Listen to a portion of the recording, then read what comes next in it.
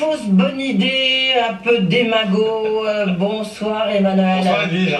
Je ne sais pas qu'est-ce qui vous a pris, mais en tous les cas, visiblement, c'est un sujet qui vous tient à cœur. On va parler de Carrefour. Carrefour, qui pour ses clients porteurs de la carte fidélité, leur a proposé de supprimer le ticket caisse. Et vous nous dites, finalement, c'est totalement démago.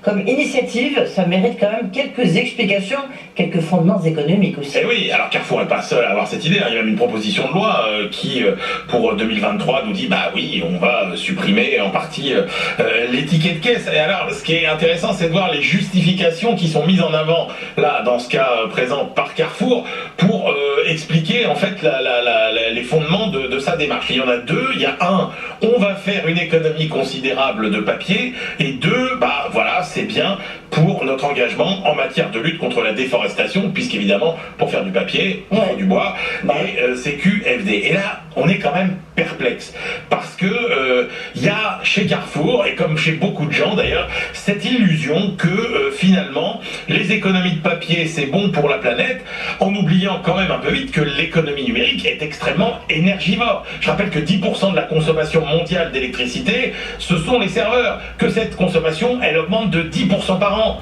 qu'elle contient des données, ils contiennent des données, ces serveurs qui en moyenne font 15 000 km. C'est-à-dire que les petites données que vous n'aurez pas sur votre ticket de caisse, mais qu'on va vous envoyer par mail, elles vont voyager, elles vont faire 15 000 km.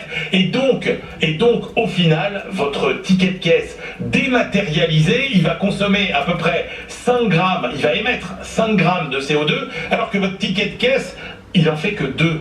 Donc vous voyez, le bilan écologique du ticket de caisse dématérialisé, il est quand même assez contestable, et même si on dit, non, on n'envoie pas par mail, mais on stocke sur des applis, etc., ça fait quand même du stockage de données sur les serveurs. Et puis, le deuxième argument, c'est les économies de papier, la lutte contre la déforestation. Alors oui, les tickets de caisse, ça peut paraître comme ça important. Si vous prenez une seule enseigne de la grande distribution, Carrefour, Auchan ou les autres, ils consomment à peu près 110 000 km de papier chaque année, c'est 3 fois le tour de la Terre pour une enseigne. Mais quand vous regardez ce que ça représente de notre consommation de papier, c'est 0,5% du papier qu'on consomme. Et puis cette idée que on déforeste quand on utilise du papier. Et là, en l'occurrence, c'est pas vrai, parce que le bois utilisé par l'industrie européenne du papier, il provient soit de chutes de bois, de sous-produits du bois, et à 90%, ça vient d'Europe, en Europe où la surface de forêt est en croissance et pas en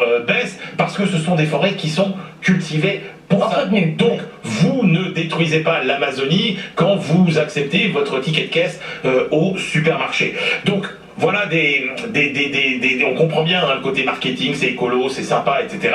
Mais franchement, le bilan environnemental de tout ça, tel qu'il est présenté par Carrefour, il est quand même assez contestable. Voilà, il faut qu'Alexandre Bompard podcast sur votre chronique, pour moi qui nous écoute en direct. Merci beaucoup Emmanuel Le Chypre, l'alerte Le Chypre.